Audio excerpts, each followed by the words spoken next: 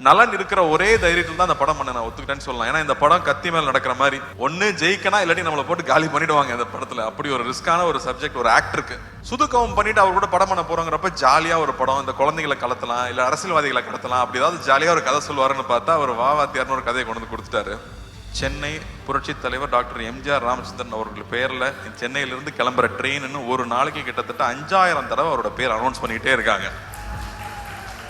அப்படி வாழ்றதுன்னா அப்படி எப்பேற்பட்ட வாழ்க்கையா இருக்கும், அவர் எப்பேற்பட்ட மனிதரா இருக்கும். வாத்தியாரா இருக்கணும்னு எல்லாம் சொல்லிட்டாங்க, ஆனா அதுக்கான மேக்கப் போடும்போது அவ்வளோ பயமா இருக்கும். நடிகர் சங்கத்துல நான் இருந்த பதவியில தான் நீயும் இருக்க, நமக்குள்ள எவ்வளவு ஒற்றுமை பாத்தியா? உண்மையா சொல்லணும்னா உங்க ஆசீர்வாதம் எப்பவுமே எனக்கு வேணும். இந்த மாமா சௌக்கியமா? Love you. இவ்வளவு நேரம் பொறுமையா இருந்தவங்க எல்லாருக்கும் என்னுடைய அன்பு. இங்க வந்திருக்க பெரியவங்க எல்லாருக்கும், சத்யராஜ் மாமாக்கு, நலனுடைய குடும்பத்தார் எல்லாருக்கும், சுந்தர் சார், அனந்தராஜ் சார், எல்லாரும் இருக்காங்க, ஷில்பா, கிருதி, கிரண் சார், மாஸ்டர், ரொம்ப ரொம்ப சந்தோஷம் நீங்க எல்லாரும் இங்க வந்திருக்கிறது.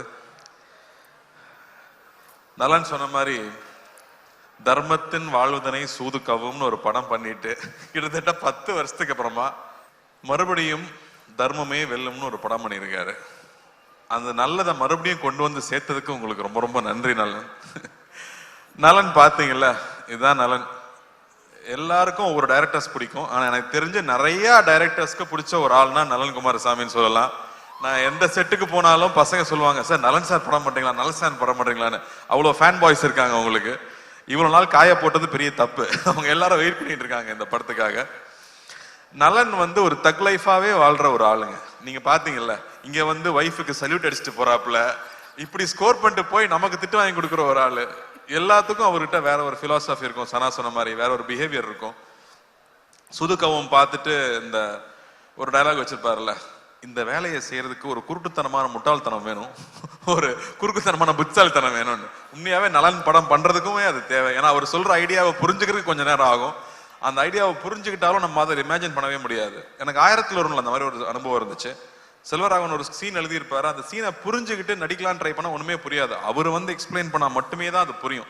அப்படி நலனுடைய ஒவ்வொரு விஷயமும் வேற ஒரு பேரலல் வேர்ல்ட்ல ஒரு இமேஜினேஷன் இருக்கும். ஸோ அப்படி எனக்கு நலன் கூட ஒர்க் பண்ணது ரொம்ப ரொம்ப சுவாரஸ்யமா இருந்துச்சு. சுதுக்கவும் பண்ணிட்டு அவர் கூட படம் பண்ண போறோங்கிறப்ப ஜாலியா ஒரு படம், இந்த குழந்தைகளை கடத்தலாம் இல்ல அரசியல்வாதிகளை கடத்தலாம், அப்படி ஏதாவது ஜாலியா ஒரு கதை சொல்லுவாருன்னு பார்த்தா அவர் வாத்தியார்னு ஒரு கதையை கொண்டு வந்து கொடுத்துட்டாரு. மறுபடியும் பெரிய சவால். உண்மையா அந்த கதையை கேட்டுட்டு நலன் கூட ஒர்க் பண்ணணும்னு அவ்வளவு ஆசையா இருக்கு. ஆனா இந்த கேரக்டர் நம்மளால செய்ய முடியுமா, நம்ம மெமிக்ரி ஆர்டிஸ்ட் எல்லாம் கிடையாது, நமக்கு இது வருமான நைட்லாம் எனக்கு தூக்கமே வரல. அப்ப நம்ம நிறைய அந்த கோட்ஸ் எல்லாம் பார்ப்போம் இல்லையா, நம்ம அந்த மோட்டிவேஷனல் வீடியோ எல்லாம் பார்த்துட்டு இருப்போம்ல நைட்ல தெம்பு வேணும்னா. அப்படி பார்க்கும்போது அதுல ஒரு விஷயம் பார்த்தேன். சொல்றேன், சொல்லி முடிக்கிறேன்.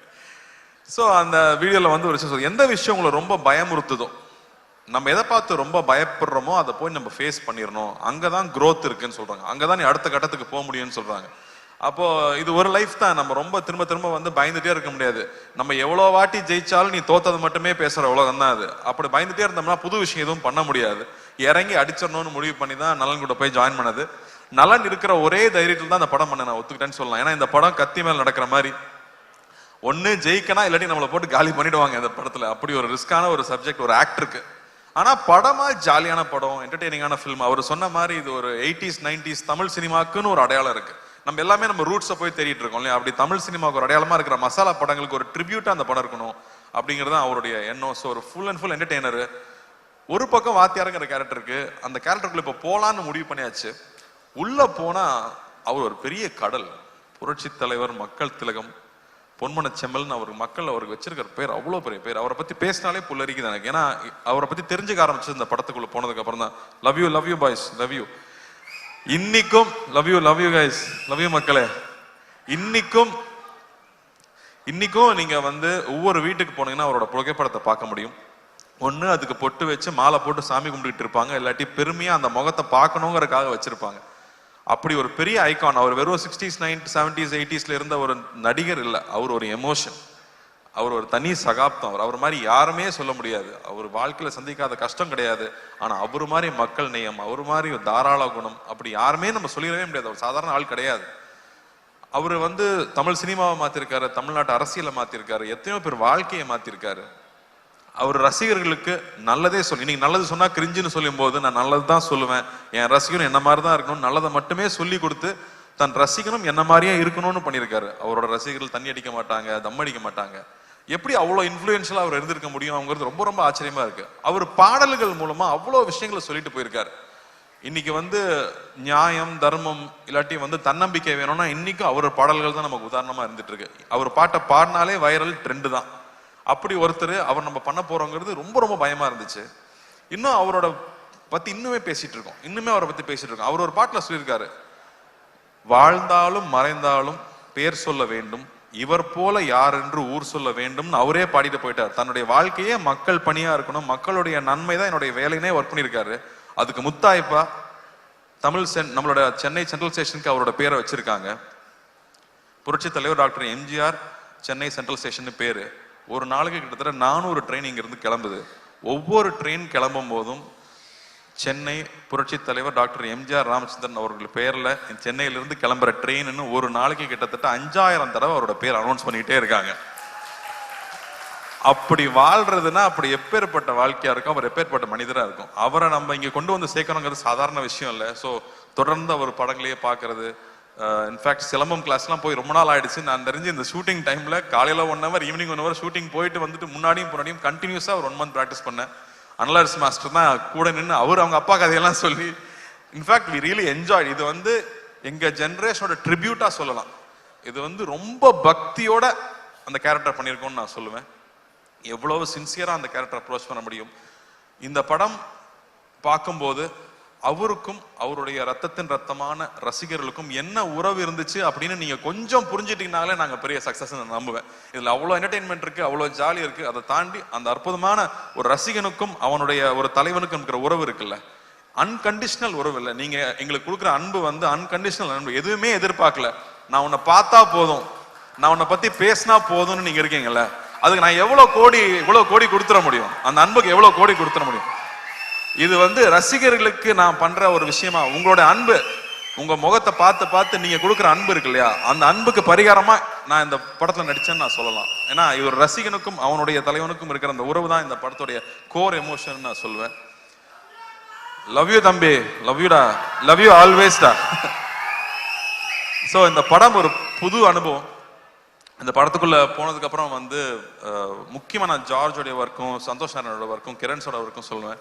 ஏன்னா இது வேற ஒரு வேர்ல்டு, ஒரு பேரலல் வேர்ல்டு நலன் கிரியேட் பண்ணியிருக்கிறது. ஏன்னா வந்து எல்லாம் 90s கிட்ஸ் தான் சொல்லுவாங்க, டே நலன் யாருன்னு உங்களுக்கு தெரியாதுடா, இந்த படம் வரட்டும்டா அப்பதான்டா தெரியும்னு 90s கிட்ஸ் கதறது நான் பாக்குறேன். ஸோ மறுபடியும் நமக்கு ஒரு ஓஜி மறுபடியும் ரொம்ப நாளுக்கு அப்புறம் திரும்ப பார்க்க போறோம். எப்படி எம்ஜிஆர் சார் ஒரு ஓஜியோ அந்த மாதிரி திரும்ப ஒரு டார்க் காமெடியோட ஓஜியை மறுபடியும் இதில் கொண்டு வந்திருக்கோம்.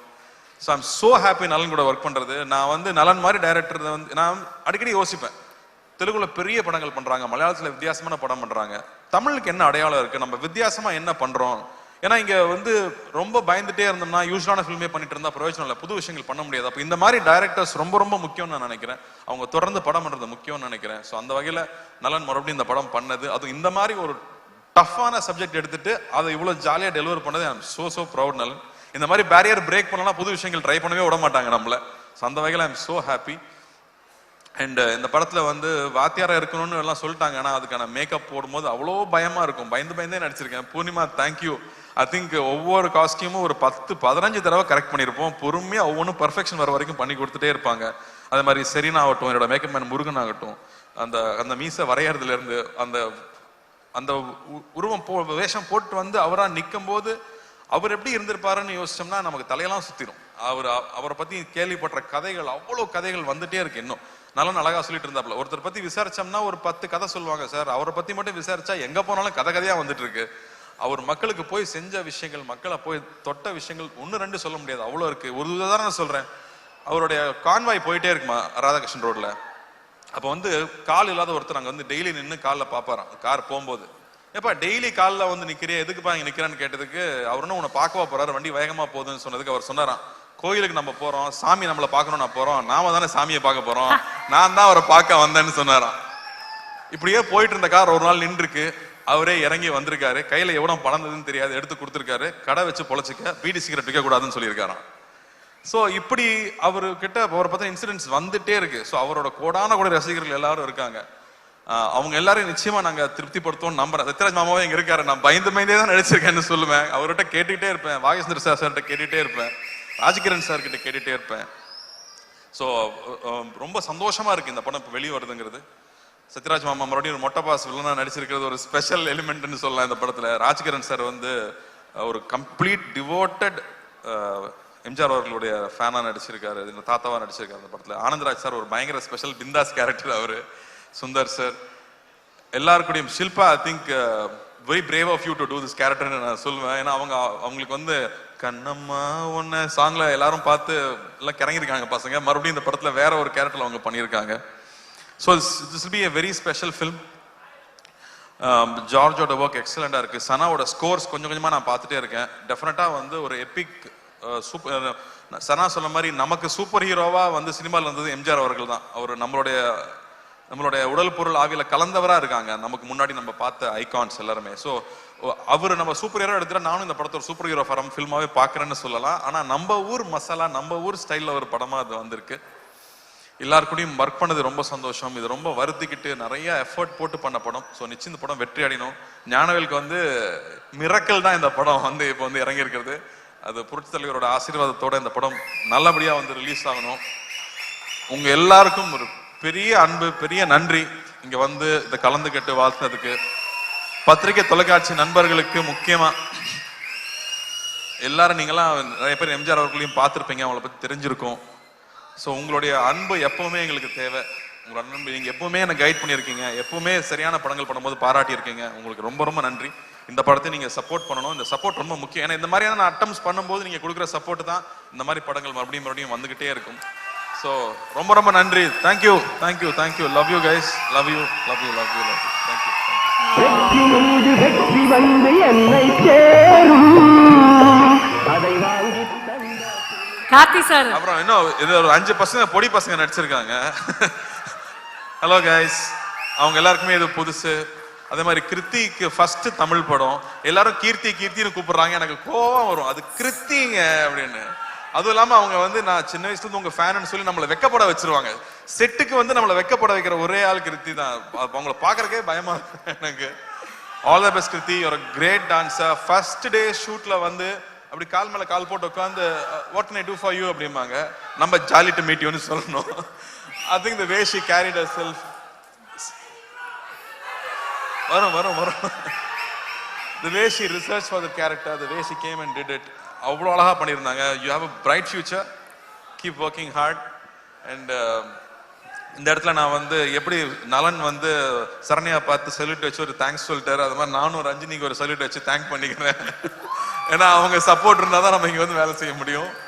அதே மாதிரி ஞானவேலுக்கு இந்த படம் பெரிய வெற்றி அடையணும், பெரிய லாபம் தரக்கூடிய படமா வரணும்னு நான் ஆண்டவனை வேண்டிக்கிறேன். Thank you thank you thank you. Ravi, thanks for coming. Thank you thank you thank you. And Karthi sir அதே குரல் ஒரு அழகான கேள்வியோட உங்களையும் சந்திக்கணும் நீங்க இருக்காங்க. வாங்க சார், வாங்க ப்ளீஸ். தம்பி கார்த்தி, ஐயோ எப்படி இருக்கீங்க? நல்லா இருக்கேன் ஐயா. 1001 திரைப்படத்தில் என்னுடைய ரசிகனாக நடித்தேன்.